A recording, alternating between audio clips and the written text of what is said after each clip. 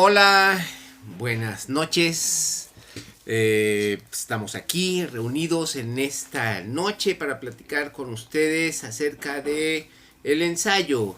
Este es el número 11 de nuestro programa. Hoy vamos a platicar un poquito acerca del ambiente intelectual que se vivía a finales del siglo XIX y principios del siglo XX en el mundo occidental en términos generales, para tratar de entender cómo ante el asalto, ¿no?, que el pensamiento lleva a cabo durante el siglo XIX al criticar prácticamente todo lo que era el constructo de lo que se entendía por el mundo hasta ese momento, el pensamiento en términos generales, la forma en cómo el ser humano despliega todas sus capacidades en lo que se refiere a la comprensión de los fenómenos y también en lo que se refiere a el desarrollo de formas de expresión que hasta ese momento pues habían sido necesariamente marcadas por criterios que desde hace 2000 años, como dice Gerard Genet, se habían objetivado, ¿no? Criterios objetivados habían dejado de ser simples enunciados subjetivos de una persona para convertirse en leyes fundamentales que explicaban un determinado hacer de cualquier práctica humana, ¿no? Entonces se entendía, por ejemplo, que el arte tenía que estar supeditado a las reglas marcadas por Aristóteles en la poética y que tenía que además corresponder a estos lineamientos que el romanticismo le impuso a este concepto arte, que lo va a cargar simbólicamente de una fuerza que hasta la época actual seguimos nosotros sintiendo precisamente en esta resignificación de lo que son los objetos del mundo a partir de la concepción romántica del arte y sobre todo de la concepción romántica de la historia del arte. Entonces, este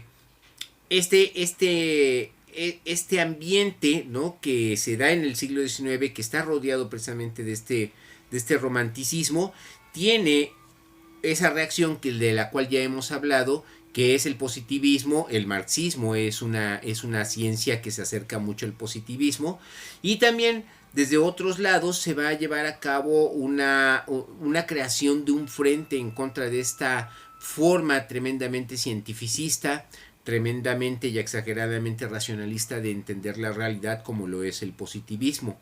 Bien, ¿qué pasa en el mundo y qué pasa en Europa y qué pasa en América Latina brevemente entre los años de 1860 a 1914? Bueno, se consolida la revolución industrial, la segunda revolución industrial con los ingleses. Se introducen nuevas técnicas para explotar el hierro. El hierro se convierte en el elemento fundamental de la creación de las grandes siderúrgicas en Inglaterra y en Alemania, en la cuenca del Rin, de compañías francesas también. Entonces el acero se convierte en la industria perfecta por excelencia, que marca la pauta del desarrollo industrial de esa época. Entonces, esta segunda revolución industrial conlleva precisamente el descubrimiento de nuevos materiales, el descubrimiento de nuevos combustibles. El carbón es sustituido por el petróleo, lo sabemos perfectamente bien, y se introduce la luz eléctrica. Ya vemos, por ejemplo, a un París a finales del siglo XIX completamente iluminado. Ya en la Ciudad de México se ha introducido también la luz eléctrica durante la época del Porfiriato, que es esta de la cual estamos hablando. Y en términos generales podemos ver que a partir de las revoluciones burguesas y de la conquista por parte de la burguesía, de la gran burguesía, de lo que son los esquemas del poder y las estructuras del poder, Resulta ser entonces que estos poderosos que se alían con los políticos tradicionales para seguir protegiendo sus intereses y para seguir conservando sus privilegios, ya lo habíamos platicado cuando estábamos platicando de las revoluciones del siglo XIX, concretamente de las de 1848, estos grandes movimientos proletarios burgueses se van a ver prontamente desengañados al momento en el que las leyes se establecen a favor siempre de el que es el poderoso, del privilegiado, del que posee, ¿no? Del que posee bienes materiales. Entonces, este sueño, ¿no?, que viene construido desde la Revolución Francesa de crear un mundo libre bajo un Estado generoso que se aboque a la protección de sus ciudadanos, se va a ver completamente despedazada, ¿no?, en las trincheras de las revoluciones burguesas de 1848 regadas por Roma, por Venecia, por París, por Viena, etcétera, etcétera, y se va a imponer el orden burgués tal como lo conocemos y el que critica Marx a lo largo de toda su vida junto con Engels, y del cual va a surgir esta gran reacción que se conoce como el anarquismo. Este capitalismo industrial toma las riendas del poder y se alía, o más bien llega a finalizar la conclusión de una estructura que se viene consolidando desde el siglo XVI y que en el siglo XIX va a alcanzar su pleno desarrollo, que es el Estado-Nación. Justamente, tanto Alemania como Italia vienen o devienen a ser naciones unificadas ya en esta parte, en esta temporalidad que les he mencionado. Tanto Italia como Alemania para 1870, para 1871, ambas ya son naciones que se forjaron a partir de que se unificaron por las buenas, en un proceso bastante difícil por las buenas y por las malas, es decir, a través de negociaciones, pero también a través de la guerra, se fueron unificando de tal manera que se van a constituir en las naciones que hoy conocemos. Es decir, tanto Italia como Alemania, tal como las conocemos como naciones-estado, son más modernas que México, ¿no? Su surgimiento es posterior al de los Estados Unidos mexicanos. Pero obviamente la historia tanto de Italia como de Alemania, pues es una historia que es tremendamente rica y compleja y que se ha visto entrecruzada, transversalizada por una serie de procesos en donde todos estos pueblos y todos los colectivos que viven en estas regiones pues se van conjuntando, ¿no? Cosa que no ocurre en América Latina o en el continente americano, ¿sí? Entonces la formación de la nación-estado es reforzada precisamente cuando estos grandes capitalistas hacen converger los intereses de la nación-estado con los intereses de la industria, ¿sí? ¿Y qué se va a crear? Se va a crear un estado de guerra, porque después de 1871 hasta 1914 Europa va a vivir una etapa de paz armada, ¿no?, de mucha violencia y de guerras de baja intensidad que se van dando en las periferias hasta llegar al gran estallido de la Primera Guerra Mundial durante 1914. ¿Por qué estalla la Primera Guerra Mundial? En buena parte es porque estos industriales, ¿no?, que confunden sus intereses económicos con los intereses de la nación, ¿sí?, creen entender que estos intereses que la nación debe de proteger son los de sus propias compañías, los de sus propias necesidades de expansión hacia el mundo, los de sus propias necesidades de crear colonias fuera del ámbito europeo. Es por eso que vemos que Alemania, bajo el régimen de Bismarck, va a crear las condiciones para llevar a cabo el repartimiento del vetusto imperio turco, y se lo van a repartir a través de los congresos de Berlín que se van a llevar a cabo por los años 80. Es el momento de la consolidación del capitalismo y también al mismo tiempo es el momento en el que se dan las primeras grandes crisis capitalistas entre 1880 y 1890, cosa que se va a resentir en el México porfirista. ¿Por qué se dan las crisis en el capitalismo? Las crisis en el capitalismo se dan no porque falten cosas, sino porque sobran cosas. Porque está la producción, ¿no? El chiste del capitalismo ya lo hemos platicado y los tendremos que seguir diciendo constantemente. El chiste del capitalismo es la producción permanente, perenne de productos, ¿no? La producción jamás se puede parar. Y entonces para colocar todos estos productos que se producen incesantemente se necesitan mercados. Estos países colonialistas que forman estos grandes imperios coloniales a finales del siglo XIX, forman estos imperios coloniales, sí, para explotar sus recursos económicos, pero sobre todo para abrir mercados, ya lo habíamos platicado. Entonces, es en ese momento en el que la burguesía industrial está armándose para llevar a cabo una guerra fratricida, ¿no?, entre europeos contra europeos. Al mismo tiempo, la gente pensante en ese momento está desarrollando, está potencializando todos los descubrimientos que ya habían sido establecidos en una enciclopedia en el siglo XVIII. Pero en el siglo XIX, a partir del empuje que le da el propio positivismo tan odiado por todo el mundo, sin embargo el positivismo permite que buena parte de las cosas que se piensan en ese momento se conviertan en ciencia, lo cual es pues bastante potente. Y entonces estamos asistiendo a la eclosión del pensamiento. Y ya hemos hablado de cómo, por ejemplo, surgen las ciencias sociales a partir de la antropología, a partir de la profesionalización de la historia, a partir de la creación de la sociología, y ya a principios del siglo XX vamos a encontrar nuevas disciplinas tales como la demografía, la geografía económica, que está emparentada con la economía política, etcétera. Una serie de disciplinas que van a hacer que el fenómeno humano se entienda o se pretenda entender como un fenómeno más rico. Pero finalmente, y esta es la cosa que tanto critica Edgar Morin de la práctica universitaria, de la profesionalización de los estudios sociales y humanísticos, es precisamente que al pretender querer abarcarlo todo, ¿no?, paradójicamente el conocimiento se secciona, se taxonomiza y se encierra en compartimentos estancos, dentro de los cuales hay un investigador que cree que ese compartimento estanco es su territorio de casa de investigación, y a eso se dedica, ¿no?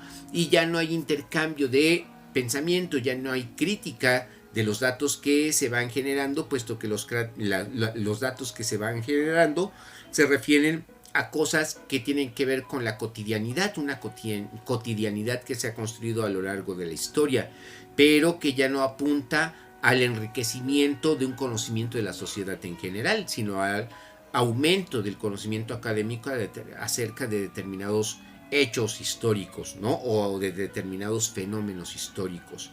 Entonces es lo que pasa en las ciencias sociales, concretamente en la historia. Pero eso no obsta para entender que dentro de todas las disciplinas que maneja hasta ese momento el ser humano, crecen exponencialmente, crecen cualitativamente en torno a los datos que arrojan sobre el conocimiento de lo que es el mundo.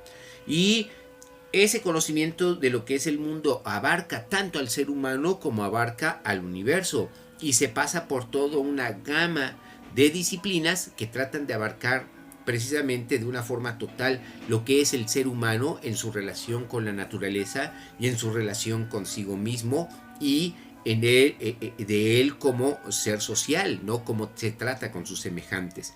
Y entonces, bueno, aparte de las ciencias sociales de las cuales ya hemos platicado, por ejemplo, se abre el gran campo dentro de la filosofía de la fenomenología, ¿no?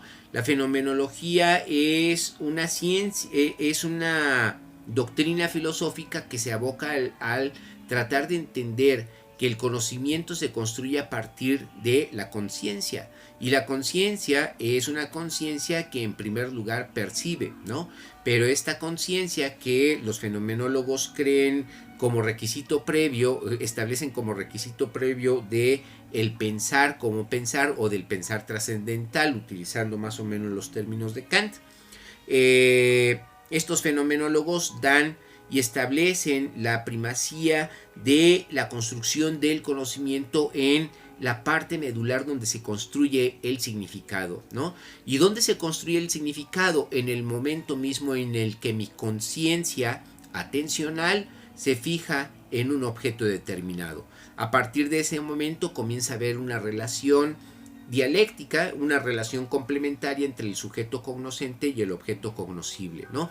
¿Por qué es importante esto? Esto parecen palabras como que, no sé, ¿no? Muy confusas, pero no resultan ser confusas si nos fijamos en el hecho de que Husserl, Edmund Husserl, que es uno de los grandes creadores de la fenomenología, el otro es Charles Sanders Peirce. Husserl decía que nosotros estamos habituados a no entender cómo pensamos, puesto que el mundo se nos impone de una forma natural. Él habla de que nosotros tenemos una creencia natural en el mundo y al tener esa creencia ya no nos preguntamos acerca del mismo, ya no lo criticamos ni siquiera, ¿no? Sino que lo damos por hecho. Lo que la fenomenología pretende hacer es encontrar los caminos por los cuales se puede romper con esta especie de quietismo que tiene el pensamiento con respecto a lo que el propio pensamiento hace y a los productos que genera el pensamiento, que son la comprensión de los fenómenos, ¿sí? La fenomenología de Husserl va a tener una importancia fundamental a lo largo del siglo XX, ya lo habíamos comentado en alguna otra ocasión, pero más bien tratemos de establecer que esta es una de las áreas que dentro de la filosofía se va a desarrollar en el siglo XX, la fenomenología, pero se acompaña de otras más. Una posiblemente sería toda la filosofía del lenguaje que se desarrolla a partir de la lógica matemática. Estamos hablando de un Bertrand Russell, ¿no? Y de estos grandes matemáticos que en Inglaterra están generando unas nuevas formas de entender lógicamente al mundo, rompiendo con la lógica tradicional que se fue creando desde los primeros analíticos de Aristóteles. Pero al mismo tiempo que Russell está llevando a cabo, y él y sus compañeros están llevando a cabo una reinterpretación del pensamiento matemático de cara a los nuevos problemas que enfrenta el ser humano a principios del siglo XX, se desarrolla una filosofía del lenguaje, ¿no? Una filosofía del lenguaje que en un primer momento está marcada por la lógica, como se notará en el primer Wittgenstein, el autor del Tractatus Logicus Philosophicus, para después dar paso al entendimiento del lenguaje como la gran área en el cual se construye todo significado humano, ¿sí? Entonces, en el siglo XX, en la filosofía, ya sea la de Husserl, ya sea la de Wittgenstein, ya sea el existencialismo, ¿no? Ya sea la ontología de Heidegger, se entiende en términos muy generales que a partir precisamente de entender cómo nosotros enunciamos, porque el enunciar, el hablar, el construir el pensamiento, no solamente es el hablar, es el hablar relacionado con el pensar. Y estos filósofos establecen que cualquier fenómeno humano se tiene que entender a partir de lo que significa este hecho humano, ¿no? Es por eso que todo significado se va a buscar y se va a rastrear a través del lenguaje y a través de los productos que genera el lenguaje, como pueden ser la lengua y la propia habla. Entonces estamos ante la presencia de esto que Richard Rorty denomina el giro lingüístico. ¿Qué es el giro lingüístico?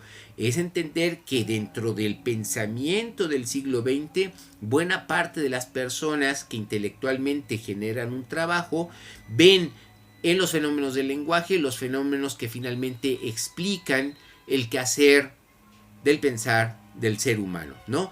Y nos vamos desde la apertura de ciencias duras, como puede ser la lingüística de Ferdinand de Saussure, ¿no? Hasta las distintas semióticas desarrolladas por Peirce, por Ogden y Richards, por Gottlob Frege, entre otros, ¿no? Entonces, dentro de la filosofía y dentro de el entender cómo nosotros conocemos, se genera un fuerte movimiento epistemológico, ¿no? porque buena parte de las tendencias filosóficas, aun cuando unos no se lleven con las otras, todas van a poner el acento en el aspecto epistemológico, es decir, en el aspecto por el cual se examina cómo construimos el conocimiento. Pero para poder entender cómo construimos el conocimiento necesitamos acudir, como decía Vygotsky perfectamente bien, tenemos que acudir al lenguaje. Entonces esto es lo que ocurre, ¿no? Al mismo tiempo, dentro de las ciencias duras vamos a encontrar el desarrollo de la genética, Dios mío, con Mendeleev, vamos a encontrar el desarrollo de la química, un Koch, un Pasteur, por ejemplo, ¿no? Estos grandes científicos que, arrastrados por su amor nacional, ¿no? Koch se entiende como superior a Pasteur y Pasteur se entiende como superior a Koch, etcétera, lo que sea. Pero dentro de las ciencias naturales y dentro de las ciencias exactas también se está desarrollando, ya lo habíamos platicado, un nuevo campo del conocimiento que nos va a llevar hacia dos grandes campos de la teoría física que se manejan a principios del siglo XX. Por un lado, la teoría de la relatividad de Einstein, que comienza a manifestar a partir de un célebre libro que publica en 1905, y por el otro lado la física cuántica, ¿no? Entonces, a través de la física se comienzan a entender fenómenos que rompen con las formas tradicionales de entender al espacio y de entender al universo, formas tradicionales que vienen desde la geometría de Euclides, ¿no? Y que va a ser reforzada por esa imagen del universo perfecto proporcionado por un Newton. Pero cuando llega Einstein y establece que la relación de la velocidad de la luz con la masa tiene que ver con la constitución precisamente de fenómenos físicos que de otra manera no se podrían explicar. La teoría de la relatividad establece en términos generales que las teorías de la física se pueden aplicar en absolutamente todo ámbito fuera del marco de referencia que pueda tener el ser humano. Nosotros vivimos en un marco de referencia, según los físicos, que es el planeta Tierra, y a partir de este marco de referencia nosotros construimos durante mucho tiempo, científicamente hablando, los conceptos acerca de cómo entender el universo. Pero resulta ser que el universo y la física tienen leyes que no son comprendidas por el ser humano porque no se dan en la experiencia cotidiana de este planeta. Se tiene que entender entonces, por ejemplo, que la velocidad de la luz, que es de 299.794 más o menos 1 kilómetros, más o menos ese es el dato, es la velocidad, es la fuerza más, no la fuerza, es la magnitud más extraordinaria del universo, ¿no? El hecho de que la luz pueda viajar a 300.000 kilómetros por segundo es un dato que al más severo que se aboque a la reflexión, pues le causa un poco de ruido, porque ya hablamos de magnitudes que nuestra inteligencia de una forma común y corriente no puede manejar, ¿no? Y eso es lo que pasa con la teoría de la relatividad de Einstein, que mucha gente malentiende como relativismo. No tiene nada que ver con un relativismo, es otra cosa completamente distinta. Y por el lado de la física cuántica entendemos que los átomos no son las moléculas más pequeñas, sino que hay moléculas todavía más pequeñas, subatómicas, y que a partir de la comprensión precisamente de estas pequeñas moléculas hay otras formas de entender la realidad. Y esas otras formas de entender la realidad rompen también con una forma tradicional de entender la física de este mundo, una forma de entender la física bíblica y aristotélica al mismo tiempo, y que permeó durante muchísimo tiempo. Nosotros, lo vuelvo a repetir, en este mundo tecnológico, ¿no? De luces, computadoras, de el poderme relacionar con ustedes a través de un medio virtual, este mundo tecnológico nos hace la ilusión de que vivimos en una modernidad que nos ha alejado de ese tipo de pensamiento creacionista que hace 200 años la seguía rifando. Pero ¿qué 200 años? ¿Qué digo? Estoy diciendo barbaridades. Si hubo una guerra cristera en los años 20 en este país, ¿no? Del siglo pasado, eso quiere decir que hay un pensamiento religioso que sigue predominando en este mundo contemporáneo, aún con el asalto del pensamiento científico. Pero el pensamiento científico se ha quedado atrasado, se ha quedado atrapado en el gran mercado de los símbolos creados tanto por el capitalismo como por las religiones, ¿no? Y la ciencia no ha podido romper precisamente con ese gigantesco monopolio, que es un monopolio que funda el poder sobre la creencia. Entonces, al principio del siglo XX, también dentro del arte vemos que las cosas comienzan a verse distintas. ¿Por qué tengo que representar las cosas como lo dice Aristóteles en la Poética? ¿Por qué tengo que imitar, no? ¿Por qué tengo que hacer mímesis de la naturaleza cuando yo tengo una capacidad creativa? Ese es el chiste de las vanguardias que se van a desarrollar antes y durante la Primera Guerra Mundial y que se van a colapsar durante el trauma de la Primera Guerra Mundial. Pero las vanguardias artísticas tales como el cubismo, tales como el expresionismo alemán, entienden que el arte debe de expresar otras formas del ser humano, de pensar, que lo liberen de esas limitaciones que vienen construidas y que vienen a ser establecidas como columnas de autoridad hacia el presente, ¿no? Cuando en realidad lo que se tiene que hacer es seguir labrando sobre esas cosas y no conservarlas como fundamento simbólico de un poder, ¿no? Hay que transformarlas, o diríamos hay que destruirlas para comenzar a generar unas nuevas formas de construir al ser humano. Bueno, esta es la charla de hoy. Es un poquito hablar de que a principios del siglo XX el ser humano, el que piensa, el intelectual, el científico, ha preparado todo el ambiente para que se pueda llevar a cabo un cambio de pensamiento que sea positivo posiblemente para la humanidad, sea cual sea, ¿no?, el paradigma que se maneje, cuando de pronto a principios del siglo XX vamos a ver al mundo trasegado por guerras, comenzando por la guerra, por